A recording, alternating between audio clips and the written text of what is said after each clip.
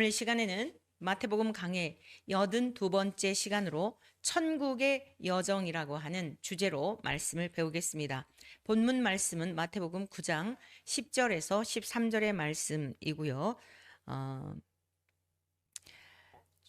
어제 제가 여러분에게 예고해 드린 대로 제자가 치러야 할 대가 지불에 대한 것은 10장에서 좀 더 깊이 다루도록 하겠습니다. 분량이 오늘 한 시간으로 끝나야 될 게 아니어서 10장에 가서 좀 더 다루도록 하고요. 오늘 이 시간에는 사람이 누구와 어울리는가라고 하는 것은 굉장히 중요합니다. 그 사람을 평가하는 기준이 되기도 하기 때문이죠. 예를 들어서 평상시에 내가 이렇게 별 볼 일이 없다. 정말 이렇게 참 사람들이 생각하는 기준이 있잖아요. 뭐 어떤 사람에게 있어서는 그 기준이 외모가 될 수도 있고, 어떤 사람은 학벌이 될 수도 있고, 어떤 사람들은 그 사람이 지금 처해 있는 뭐 직장이나 이런 여러 가지 그 사람이 생각하는 기준들이 다 다르기는 하지만 그 사람이 어디에 속해 있는가 자기 기준에 맞는 어떤 그 범주에서 벗어났다 그러면은 가볍게 생각하는 경향들이 있습니다. 왜 우리나라 사람들이 강남으로 이사를 가려 하고 또 그 외에도 그 명사들이 살고 있는 곳, 유명한 사람들이 살고 있는 곳에 비싼 대가를 지불하면서 이사를 가고자 할까요? 그것은 내가 그곳의 삶으로 인하여 같이 평가를 받는 어떤 이런 프리미엄이라 그래야 되나요? 기대감들이 있는 것이에요. 그래서 누구와 어울리는가라고 하는 것은 굉장히 중요합니다. 잘못된 사람하고 어울리게 되면, 사기꾼하고 어울리게 되면 오해를 받게 되죠. 자, 그런데 우리 주님은 어떠셨을까요? 우리 주님은 이 세상에 오셨을 때 누구와 어울리셨는지 이 시간에는 우리가 그걸 좀 배워보려고 합니다. 그리고 주님이 세상의 사람들이 볼 때, 특별히 유대의 종교 지도자들의 관점에서 볼 때 기준에도 미치지 못하는, 아니 그거보다도 더 천박하다 생각하고 비루한 인생을 산다고 생각하는 그들과 어울리셨던 우리 주님이 어떠한 의도와 목적을 가지고 이 땅에 오셨으며 그들과 어울린 이유는 또한 무엇일까? 오늘 말씀을 통해 깨닫는 은혜가 있기를 바라고, 저와 여러분들이 바로 우리 주님과 상종할 수도 없고 어울릴 수도 없는 사람들이에요. 이 성경에 기록된 세리나 죄인이나 어떤 창기들이나 사람들이 아주 가볍게 여기는 그 사람들의 모습이 사실 모든 인생들의 모습입니다. 유대 종교 지도자들도 다 마찬가지예요. 그것을 깨닫느냐 깨닫지 못하느냐 그 차이뿐입니다. 그래서 이 시간에 마태복음 9장 10절에서 13절까지 말씀, 우리 먼저 한번 본문 말씀을 보도록 하겠습니다. 예수께서 마태의 집에서 앉아 음식을 잡수실 때에 많은 세리와 죄인들이 와서 예수와 그의 제자들과 함께 앉았더니, 네, 예수님이 지금 누구랑 같이 앉았어요? 마태의 집에서 음식을 지금 잡수시는 상황입니다. 여러분이 그 상황을 한번 이렇게 연상해 보십시오. 글에 갇혀 있지 마시고요. 우리 주님이 행하셨던 이런 모든 행보들에 대한 것을 그때의 장면으로 돌아가서 여러분이 내가 지금 유대인들 예수님을 비난하고 비아냥거리는 유대인들의 입장인지, 아니면 내가 우리 주님과 함께 그 식탁에 둘러앉아 식사를 하고 있는 그러한 사람인지 한번 여러분들이 주관화해 가지고 이 말씀을 보게 되면 훨씬 더 은혜가 될 것입니다. 첫 번째 주님께서 부르셨죠. 네. 주님이 이 땅에 오셔서 모든 사람들에게 사실 다 기회를 주신 거예요. 무리들에게도 다 기회를 주신 겁니다. 자, 부르셨는데요. 세상에서 비난받을 직업에 종사하며 천히 여김을 받는 마태를 부르셨어요. 그러니까 마태가 감격해가지고 아마도 주님을 식사 자리에 초대를 하고 주님을 위해서 어쩌면 굉장히 그 풍성한 식탁을 준비하지 않았을까 추정해 볼 수 있겠지요. 그런데 여기에 누가 같이 하고 있어요? 세리와 죄인들도 같이 온 거예요. 그러니까 마태가 어떻게 예수님만 그 드시라고 할 수 없지 않겠어요? 자기도 지금 엄청난 은혜를 입었는데, 그리고 굉장히 지금 막 그 들떠가지고 그 주님 앞에 사람들이 다 자기를 이상하게 여기고 죄인 취급하고 그러는데 예수님은 자기를 존재 자체로 사랑해 주시고 용납해 주시고 귀중히 여기시고 나를 따르라 그러시니 얼마나 감격이 되었겠습니까? 그러니 계산이 되겠어요? 또 당대의 그 세리였기 때문에 뭐 직업상 천이 여김을 받아도 경제적으로는 여유가 있었지 않겠습니까?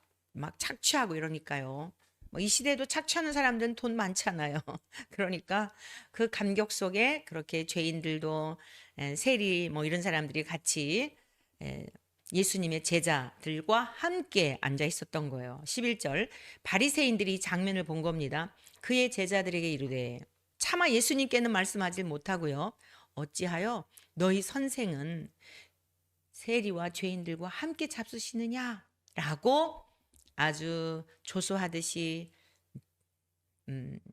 비난하듯이 그 얼굴 표정이 어땠을 것 같아요. 야, 네가 따르는 그 선생이 제대로 된 선생이라면 이 죄인들하고 같이 앉아서 이렇게 식사하냐? 다 같이 싸 잡는다 그러죠. 다 같이 두루뭉술하게 다 묶어가지고 아주 업신 여기는 이러한 장면을 우리가 떠올릴 수 있습니다. 예수님께서 들으셨죠. 여러분 우리도 이렇게 얘기하다가 보면 누가 옆에서 저쪽에서 얘기하는 게 들리잖아요. 육체를 입으셨기 때문에 다 듣고 계신 거예요. 영이신 성부 하나님과 동일한 본질이신 까닭에 가까운 거리가 아니어도 다 알고 계세요. 오늘 저와 여러분들의 생각을 꿰뚫어 보고 계신다는 것을 항상 믿음으로 사셔야 돼요. 우리가 무슨 생각을 하는지 무슨 행동을 하는지 다 꿰뚫어 보고 계세요. 특별히 성령 하나님으로 지금은 이제 우리 가운데 내주하셔서 역사하시잖아요. 그래서 예수님이 그 비난하고 조롱하고 의아하게 생각하는 그들을 향하여 주님 말씀하십니다. 건강한 자에게는 의사가 쓸데없고 병든 자에게라야 쓸데있느니라. 의사가 왜 필요하냐? 병든 환자 때문에 의사가 필요한 거지. 너희는 가서 내가 긍휼을 원하고 제사를 원하지 아니하노라 하신 뜻이 무엇인지 배우라. 나는 의인을 부르러 온 것이 아니요 죄인을 부르러 왔노라 하시니라. 네, 호세아 6장의 말씀을 인용하시죠. 우리 주님은 구약의 많은 말씀을 인용하셨어요. 유대 종교 지도자들, 옛 선지자들을 통하여 기록된 말씀을 알고 있는 거예요. 그러니까 너희들이 지금 알고 있는, 너희들이 배웠던, 너희들이 기억하고 있는 하나님이 뭘 원하셔? 긍휼을 원하고 제사를 원하지 아니한다라고 하는 뜻이 무엇인지를 다시 가서 너희들이 성경을 봐. 너희들이 아는 것 같지만 아는 게 아니야. 전혀 너희들이 지금 하나님 앞에 열심히 특심하다고 하는 것 같지만 전혀 하나님과 관계없는 너희들은 그냥 종교인일 뿐이야. 라고 하는 아주 뼈아픈 우리 주님의 그러한 이 바리새인들을 향한 그들의 실상을 보도록 하는 그것을 말씀하신 겁니다. 오늘 아침 신문을 보니까 환자들이 의사들이 저렇게 막 파업을 하고 뭐 자리를 떠나고 이러다 보니까 환자들이 많이 이렇게 사망한다라고 하는 머리 기사를 보았어요. 건강한 사람에게는 의사 필요 없습니다. 의사의 존재는 뭐예요? 환자가 있기 때문이에요. 우리 주님이 이 땅에 오신 이유가 뭘까요? 죄인을 부르러 오신 거예요. 저와 여러분들이 죄인이기 때문에 우리를 찾아오신 거예요. 그래서 첫 번째 우리가 기억해야 될 게 뭐냐면 우리 주님의 천국의 여정, 우리가 지금 천국이라고 하는 목적지를 향해 가고 있는 겁니다. 그런데 우리 예수님이 하늘로부터 오셨어요. 오셔서 무엇을 하셨냐? 우리를 부르신 거예요. 저와 여러분들을 부르신 거예요. 마태만 부르신 게 아니라 베드로만 부르신 게 아니라 많은 무리들에게 또 기회를 주시고 우리 예수님이 하늘로부터 오신 하나님과 동일한 능력이 있으신 분임을 유대인들에게 무슨 바리새인이나 서기관이나 대제사장이나 이런 사람이 아니어도 모든 사람에게 구원의 기회를 주시며 보여주신 것입니다. 자, 그런데 여러분 이렇게 아, 죄인을 부르러 오셨고 마태도 그리고 제자들도 모두 주님의 특별한 은총을 입었어요. 부르심을 받았고 길리움을 받았고 주님의 기적을 보았고 자, 다시 이제 2000년 전 우리 주님이 행하시던 그 현장으로 가는 거예요. 주님을 따라다니던 그 제자들의 모습을 우리가 이렇게 마치 영화를 보듯이 자, 한번 상상의 날개를 펴서 보시자고요. 두 번째 우리가 생각할 것은 쓴뿌리예요. 자, 주님이 부르셨는데도 불구하고 보여주셨는데도 불구하고 목격했는데도 불구하고 기적을 목격했단 말이에요. 그 주님이 어떤 분이신지 자비와 사랑에 대한 것을 인격적으로 경험하도록 주님께서는 그 눈빛이 얼마나 따뜻하셨을까요? 그 입술에서 나오는 말씀 하나하나가 단 한 번도 실수함이 없으시거든요. 우리는 툭툭 뱉는 말에서도 내 의도와는 다르게 실수투성이에요. 우리 얼굴 입을 비죽거리기도 하고 내 생각하고 다르면 눈이 또 그렇기도 하고 우리는요 정말 온전치 못해요. 그런데 그러한 우리들을 부르셨단 말이죠. 그러면 좀 달라져야 되잖아요. 누가복음 22장 24절의 말씀을 보겠습니다. 또 그들 사이에 그중 누가 크냐 하는 다툼이 난지라. 여러분 인간들이 얼마나 어리석고 눈에 보이는 것만을 보는지 보이는 것만을 보는 거예요. 주님이 부르셨고 죄인된 그러한 인생들임에 대하여서 주님이 말씀하실 때마다 찔림을 받지 않았겠어요? 기록된 말씀을 우리가 읽을 때에도 정말 아멘입니다. 맞습니다. 이 아멘이라고 하는 것은 얼마나 하나님께 영광 올려드리는 화답인지 몰라요. 우리가 아멘하여 하나님께 영광을 올려드린다라고 하였어요. 그래서 여러분이 설교 말씀을 들을 때라든가 성경 말씀을 읽을 때라든가 마음에 깨달음이 있고 동의가 되고 그러면 아멘, 아멘 하면서 여러분들이 하나님 앞에 신앙의 고백입니다. 굉장히 중요한 함축되어져 있는 여러분의 신앙의 고백이에요. 결국 우리가 아멘 하는 삶을 배우는 겁니다. 뭐죠? 순종을 배우는 거예요. 맞습니다. 옳습니다. 그렇습니다. 이게 아멘의 뜻이잖아요. 자, 그런데 이 제자들이 어떻습니까? 우리 주님께서 그렇게 많은 기적을 보여주시고 자비와 사랑과 따뜻함을 드러내시고 용납해 주시고 감히 상종할 수 없는 마태, 베드로, 안드레, 야고보, 요한 그 외에 많은 제자들 심지어 가룟 유다까지 택하여 주시고 보여주시고 들려주시고 만질 수 있게 해주시고 다 했는데도 불구하고 인간 안에 있는 내면에 있는 쓴뿌리가 어떠한지를 저와 여러분들이 발견해야 돼요. 자, 그들 제자들 사이에서 다툼이 일어난 거예요. 근데 이 상황이 지금 어떤 상황이라고요? 주님이 몇 시간 후면 이제 잡혀서 재판을 받게 되고 십자가에서 고난을 당하셔야 하고 하는 일들을 그러면 예수님이 말씀을 안 하셨으면 또 그나마 몰라서 그런다 하겠죠. 주님이 예고하셨어요. 그런데도 불구하고 못 알아듣는 거예요. 깨닫지를 못하는 거예요. 말귀를 못 알아듣는 거예요.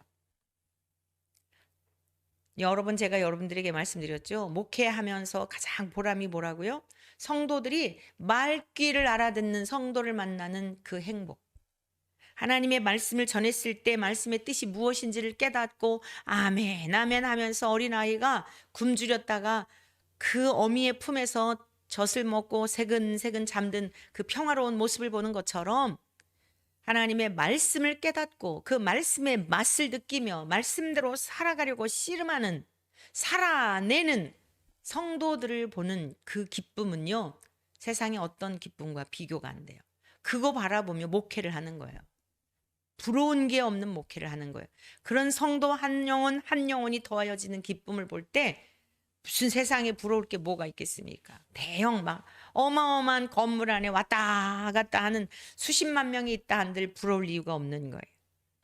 우리 주 예수 그리스도의 생명을 간직한 자들이 그 말씀의 뜻을 알아듣고 말씀대로 살아가려고 하는 그런 모습.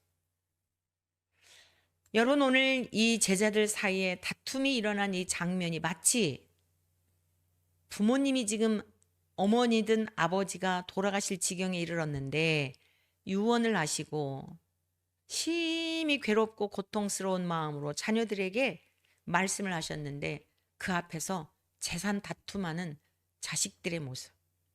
요즘 종종 재산 때문에 뭐 형제들 간에 싸우고 뭐 부모도 죽이고 형제도 죽였다 그러는데, 여러분 그러한 뉴스를 볼 때 아유 인간들이 왜 저래라고만 하지 마시고, 주여 제 속에도 그와 같은 탐심과 탐욕과 죄악의 쓴 뿌리가 아직까지도 있는 것은 아닌지, 주님 제 속에 있는 쓴 뿌리들을, 죄의 쓴 뿌리들을 성령의 불로 태워주시고 그리스도의 보혈로 깨끗이 씻겨주셔서 이제는 우리 주님의 온전하심과 같이 온전함을 허락하여 주옵소서 라고, 여러분 그런 뉴스를 볼지라도 기도하는 우리가 되어야 하겠습니다. 왜 다툼이 일어난 거죠? 누가 크냐 하는 것 때문에요. 명예심 때문에, 권력욕 때문에. 지금 우리 대한민국에서 아주 그냥 다 적나라하게 드러나고 있잖아요. 앞으로 더 할 거예요. 아주 기를 쓰고 더 할 겁니다. 여러분 그럴수록 우리는 어디로 도망가야 될까요?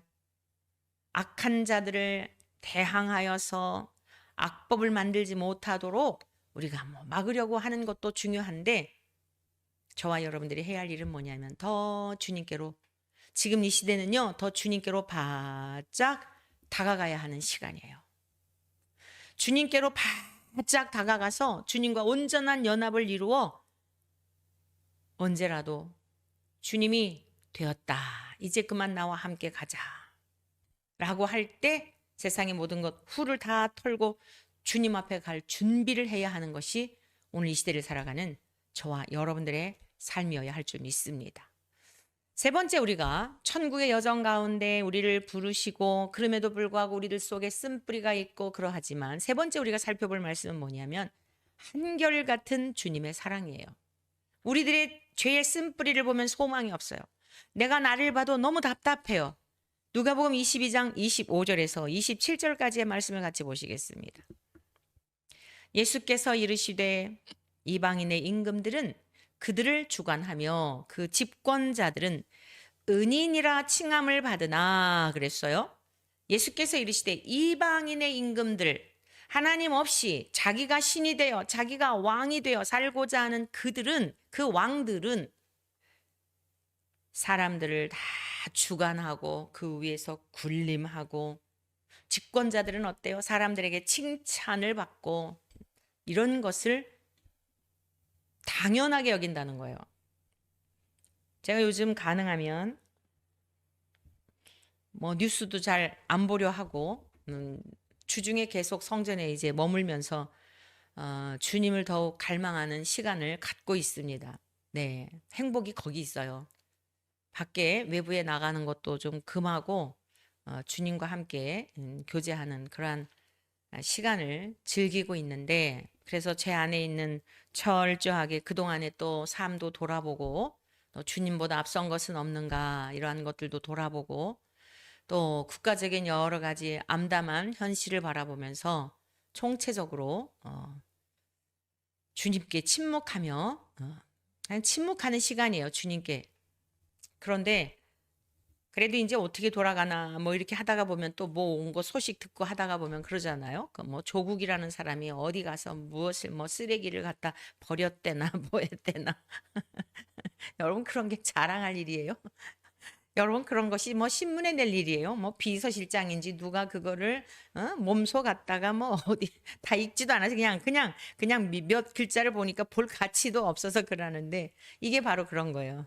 집권자들은요 자꾸 그래서 자꾸 더 올라가려고 하는 거예요. 올라가서 제일 높은 자리가 우리나라엔 대통령이잖아요. 대통령의 자리에서 보통 사람들 비가 오면 내가 우산 쓰고 가는 게 당연한 거잖아요. 근데 누가 우산을 씌워줘야 하고, 그 누가 우산을 씌워주지 않고 내가 우산을 쓴 것만으로도 대단하게 여기는 이게 그게 이 세상에 사람들이 원하는 삶인 거죠. 제자들도 지금 주님 따라다닌 이유가 뭐예요? 한 자리씩 해서 차 탈 때 문 열어주고, 누가 그냥 다 가방 들어주고, 앞에 갈 때 쫙 뒤에 경호원들 그리고서는 뭐 우리 딸이 그 얘기 하더라니까요. 엊그제 그 윤석열 대통령 지나가는 거 봤는데 뭐 아주 대단하더라는 거예요. 태어나서 아마 가까운 거리에서 처음 봤나 봐요. 그러면 사는 얘기가 뭐예요? 그래서 사람들이 그렇게 대통령이 되고 뭐 이렇게 막 높은 자리 올라가려고 그러나 보다 그러더라고요. 자기가 이렇게 뉴스를 보거나 뭐 영화에서 본 거보다 실제 경험을 하니까 굉장히 그 분위기 자체가 그랬겠죠. 모든 신호등도 다 수신호로다가 일체 멈추게 하고 뭐 사진도 못 찍게 하더래요. 다른 사람 저쪽에서 다 찍는데 바로 옆에 있는 경찰이 이거 찍으려고 하니까 찍지 말라 그러더라는 거예요. 주님이 지금 다 말씀하신 거예요. 이 이방인의 임금들은 다 사람들을 임금이 말하면 그 말이 곧 그냥 행동인 거죠. 세상의 왕들도 그런데 여러분 이 세상 만왕의 왕이신 하나님 오죽하겠어요. 하나님을 두려워하고 하나님을 경외하는 저와 여러분 되시기를 축복합니다. 26절. 너희는 그렇지 않을지니 제자들은 그렇지 않다는 거예요. 너희 중에 큰 자는 젊은 자와 같고 자, 젊은 자, 힘이 있고 가장 역동적이고 우리가 무슨 일을 할 때에도 딱 옆에 여러분 한 6, 70대 계신 어르신하고 20대, 30대 젊은이가 있다고 할 때 뭘 들고 할 때 누구를 시키겠어요? 젊은이에게 부탁을 하지. 예, 힘이 있는 너희 중에 큰 자는 젊은 자와 같고 다스리는 자는 섬기는 자와 같을지니라. 섬기는 자가 되라는 거예요. 힘 있는 자와 같이 젊은이와 같이 무슨 일이 있을 때에 앞서서 먼저 너희들이 하고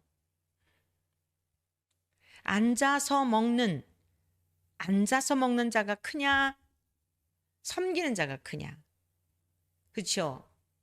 여러분 대부분 주인이 과거에 이제 뭐 노예제도 있었을 때에 여러분 보세요. 집에 하인들이 있고 그러면 주인은 딱 앉아서 밥을 먹고 그 옆에서 다 시중 들고 왕정 시대는 어때요?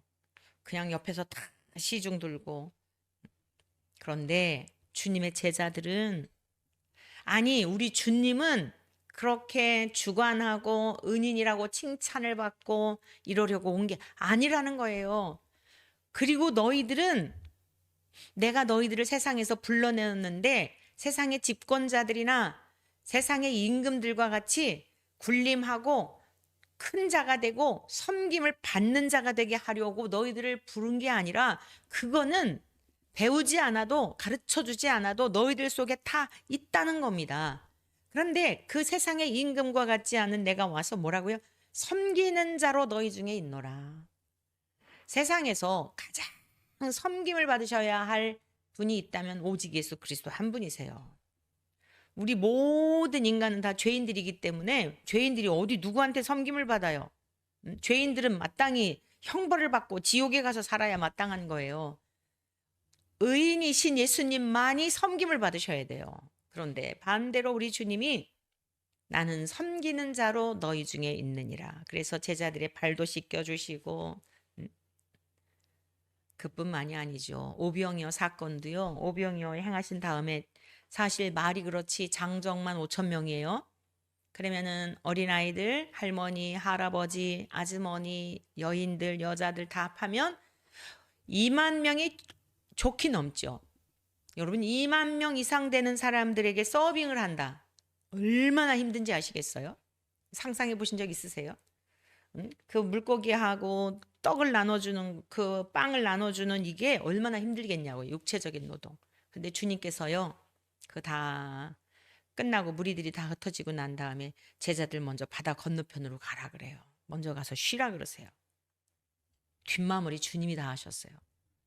여러분 집에서 애들은 그냥 실컷 어질러 놓고 잔치상 돌잔치 해가지고 잔뜩 손님들 다 오셔가지고 옛날에는 다 잔치 돌잔치 집에서 했지 않습니까?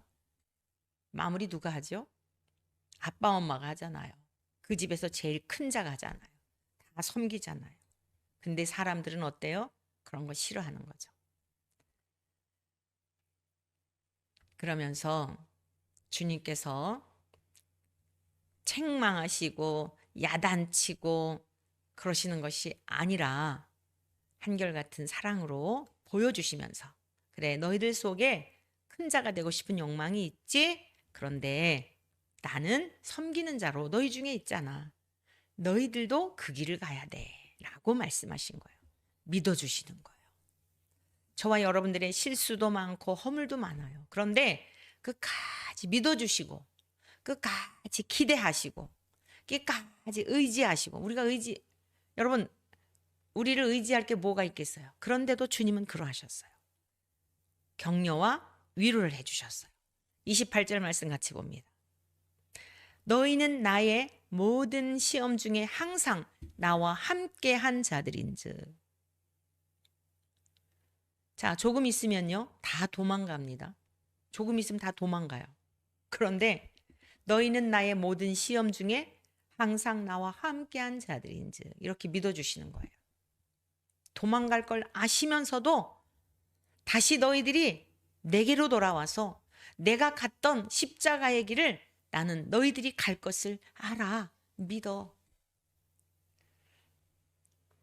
여러분 마음이 너무 힘들고 어려울 때는 기도할 마음도 안 생기잖아요.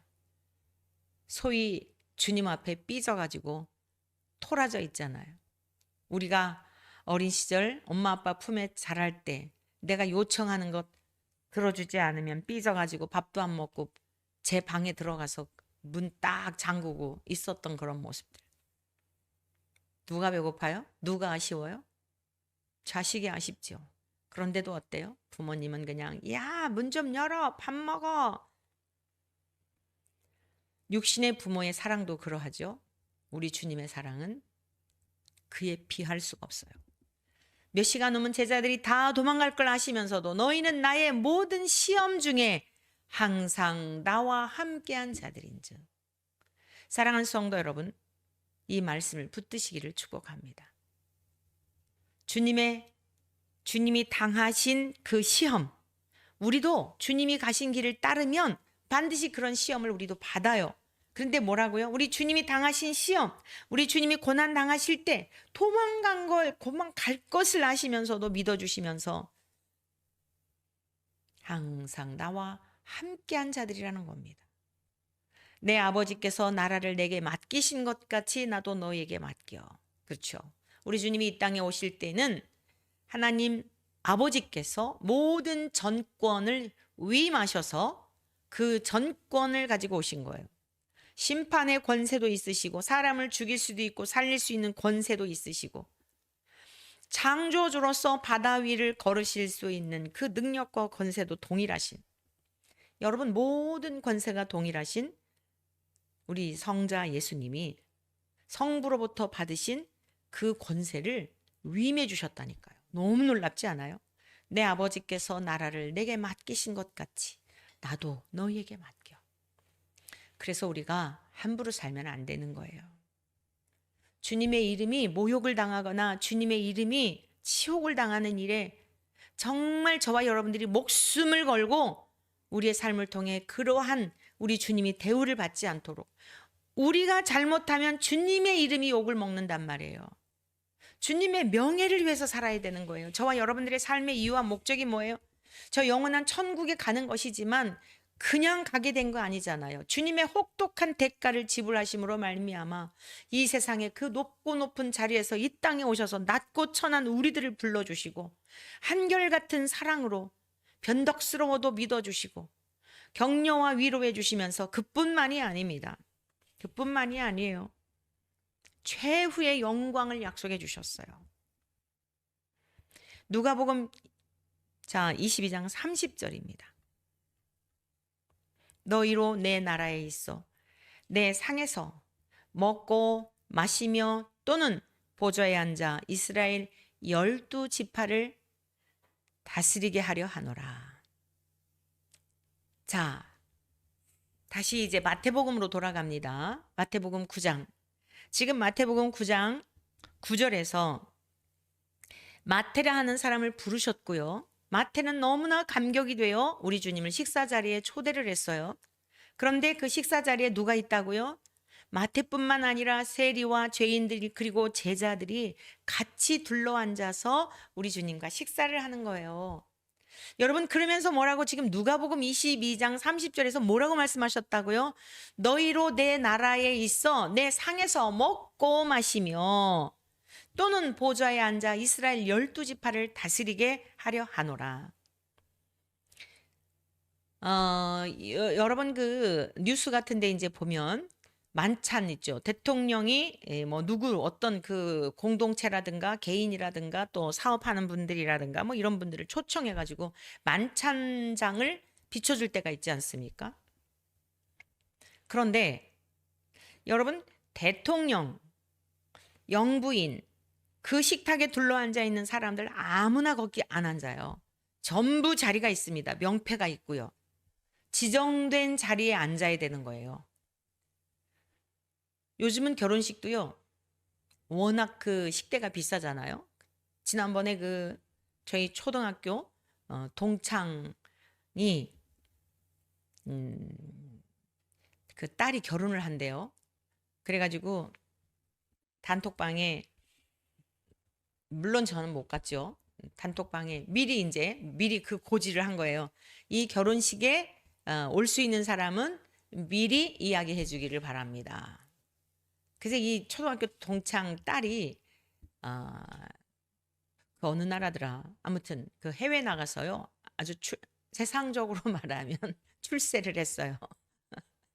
식당을 하면서 아주 돈을 많이 벌었나 봐요.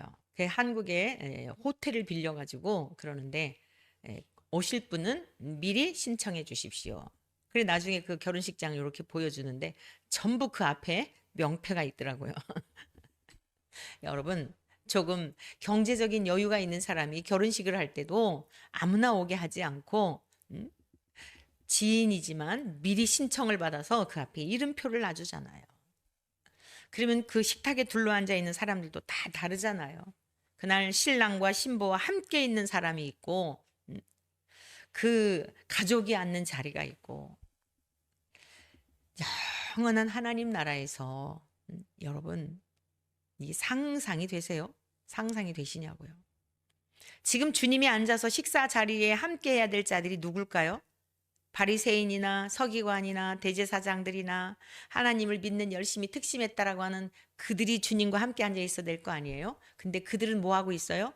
예수님이 하시는 일에 대하여 비난하고 조롱하고 비웃기나 하고 이러고 있고요. 세상에서 볼 때에 배우지도 못했고 무식해 보이고 가진 것도 없고 기준에도 미치지 못하는 천하다고 생각하는 그들과 함께 우리 주님이 그 식탁에 둘러앉아서 여러분 먹고 마시며 즐거워하는 모습을 보여주신 거예요. 천국에서 우리가 살게 될 그 삶을 모형적으로 지금 보여주신 거예요. 그리고 주님이 지금 십자가 처형을 앞두시고 다시 정리해 주신 거예요.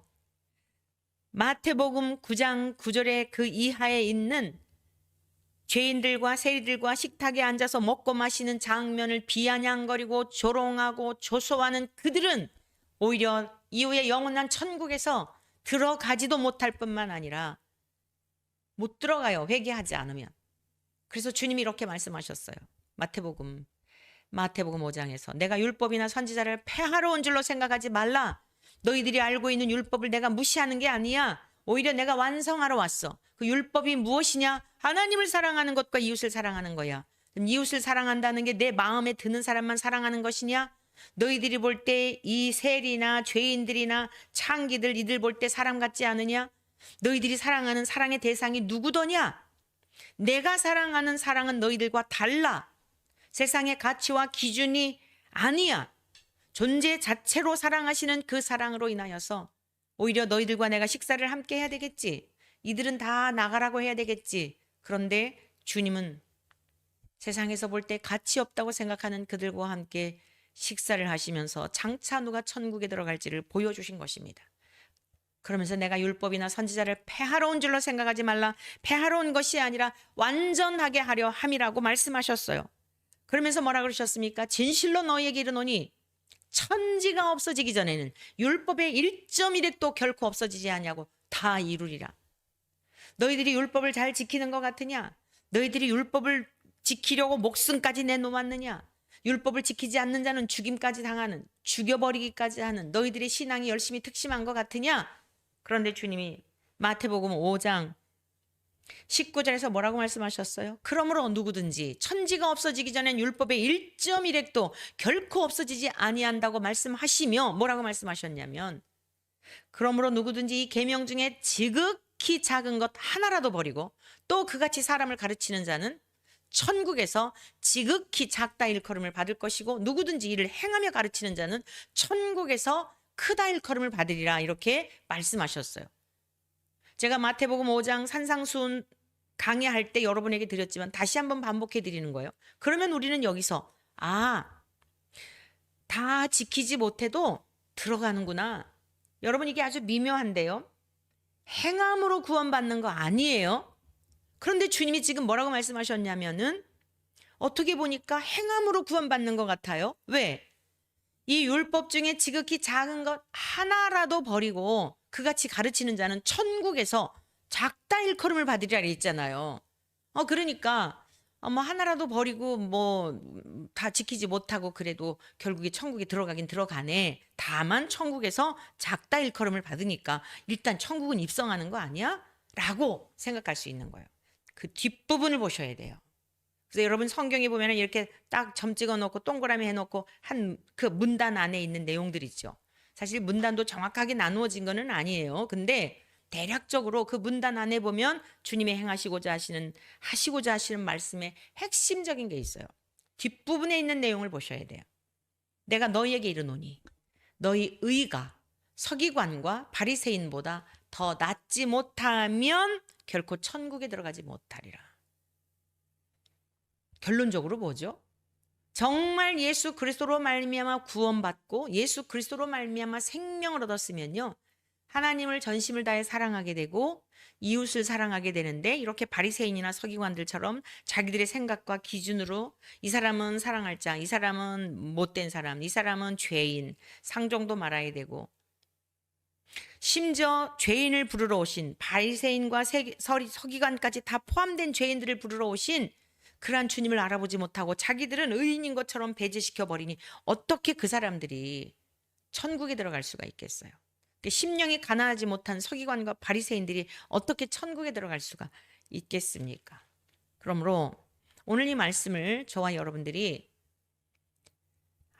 죄인들이 그냥 이러고 이랬구나라고만 생각하실 것이 아니라 장차 저와 여러분들이 어느 자리에 있어 그 영광을 누리게 될 것인가 이것을 바라보시고 믿음으로 살아내야 해요. 심령이 가난하고 스스로 비천히 여김을 받으며 우리 안에 내주하시는 주님은 우리를 그걸 보게 하신다니까요. 서기관과 바리새인들처럼 이렇게 예수님이 하시는 일에 대하여서 이러쿵저러쿵 하며 그럴 수 없다니까요. 오히려 참으로 놀라워하고 이 땅에 이렇게 겸손하게 낮은 모습으로 오신 주님을 찬양하고 그 앞에 더 굴복하고 그 은혜를 구해야 하는 것이 그게 모든 인생들이 해야 할 도리라는 거예요. 그래서 다시 한번 마지막 건강한 자에게는 의사가 쓸데없고 병든 자에게야 쓸데있느니라. 예수님이 이 땅에 오신 목적이 뭐라고요? 저와 여러분들은 영적으로 병들어 있는 자들이에요. 저와 여러분들은 영적으로 문드러져 있는 문둥병에 걸려 있는 자들, 죄악의 악취가 나는 자들이에요. 눈먼 소경과 같아서 영원한 천국이 있음을 보지 못해요. 주님이 우리를 보고 계심을 알지 못해요. 하나님의 말씀을 들어도 듣지 못해요. 그저 땅의 것만 바라보며 마치 서기관과 바리새인들처럼 나는 율법을 지켰으니까 11조 잘 드렸으니까 나는 금식도 일주일에 2번씩 했으니까 안에는 악취나는 냄새, 안에는 썩어 문드러진 시체와 같은 그러한 죄악의 문제가 고스란히 그대로 있는데 그것을 보지 못한 상태에서 어찌 거룩하신 하나님의 나라에 입성할 수가 있겠습니까? 그래서 우리 주님은 긍휼한 마음을 가지고 자격 없는 사람들이 볼 때 자격 없다고 생각하는 그들을 용납해 주시고 그냥 용납하신 거 아니죠. 그 은혜에 감격하고 마태가 어떻게 했어요? 나를 따르라 하니까 주님께서 그 말씀을 하시니까 즉시로 순종하며 따랐잖아요. 이 바리새인이나 서기관들은요? 아니요. 시기와 질투의 대상으로 생각하고 이 예수가 자꾸만 세력을 확장하게 되면 인기가 하늘을 치솟죠. 능력이 이건 뭐 세상 천지 이런 능력을 가진 자를 본 적이 없죠. 죽여버리려고 하잖아요. 말씀을 맺겠습니다. 저와 여러분들은 누가복음 22장 30절의 말씀. 마태와 세리와 죄인들과 함께 식탁에 둘러앉아 있는 이 모습을 보며 어떤 이들은 조롱을 하였지만 어떤 이들은 누리고 있었단 말이에요.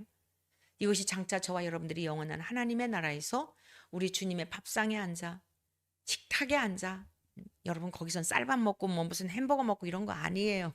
그렇게 자꾸 그냥 세상적인 어떤 관점으로 이해하려 하면은 이게 부딪혀요. 한계가 있고 함께 누리며 그 영광스러운 나라에서 세세토록 먹고 마시며 즐거워하는 그 나라를 주님이 모형적으로 죄인을 부르셔가지고 보여주셨다. 그러므로 나는 지금 과연 어떠한 신앙인의 천국을 향하여서 어떠한 여정 가운데 놓여 있는지를 살펴보심으로 혹여라도 우리 안에 아직도 마음이 높아져 있고 주님의 이 참된 진리의 뜻을 우리 주님의 참된 사랑을 깨닫지 못하고 아주 메마른 그러한 신앙생활을 하고 있다면 오늘 영상 오늘 이 아침 방송 끝난 다음에 다시 한번 되돌리게 해서 들어보세요. 성경도 다시 한번 보시고 그리고 말씀을 붙들고 기도함으로 주님의 식탁에 앉아 함께 먹고 마시며 누리는 우리 모두의 삶이 될 수 있기를 주님의 이름으로 간절히 축복합니다. 광고 말씀드리겠습니다. 다음 주 한 주간은 저희가 춘계 대신방을 하기 때문에 아침 방송을 쉬도록 하겠습니다. 들었던 말씀들 다시 좀 되돌리게 하여서 들어보시고 하나님께서 풍성한 은혜로 함께 해주시기를 축복합니다.